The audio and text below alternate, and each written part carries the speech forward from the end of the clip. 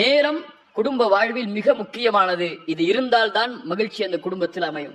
குடும்பத்தோட உட்கார்ந்து இஃப்தார் செய்யுங்க, குடும்பத்தோட உட்கார்ந்து சஹர் செய்யுங்க, குடும்பத்தோட ஒரு நாள் வெளியே போய் ஒரு ஹோட்டல்ல போய் சாப்பிடுங்க, பிள்ளைகளுக்கு நேரம் கொடுங்க. நீங்க எப்படி உங்க மனைவிக்கு முக்கியத்துவம் கொடுக்கிறீங்களோ அப்படித்தான் அவங்க உங்களுடைய பிள்ளைகள் அவங்களுடைய மனைவிமார்களுக்கு முக்கியத்துவம் கொடுப்பாங்க. உங்களை ரோல் மாடலா எடுத்திருப்பாங்க. என்னுடைய வாப்பாக்கு என்னுடைய அம்மா தான் முதல் தரம், அது போல என்னுடைய மனைவிக்கு நான் தான் முதல் தரம் நினைப்பாங்க. நீங்க உங்களுடைய மனைவிய ஏதோ தேவைக்காக மட்டும் டீ எடுத்துட்டு வா அல்லது காபி எடுத்துட்டு வா அல்லது துணியை துவைச்சு போடு அல்லது வீட்டுக்கு இந்த சமையலை செய்யும் சொல்லி ஒரு வேலைக்காரியாக மட்டும் பயன்படுத்தினால் உங்கள் பிள்ளை எப்படி பயன்படுத்துவாள் அவங்களுடைய மனைவியை?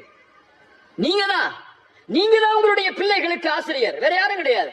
வேற யார்கிட்ட போய் படிக்க போறாங்க அவங்க இந்த விஷயத்தை எல்லாம்?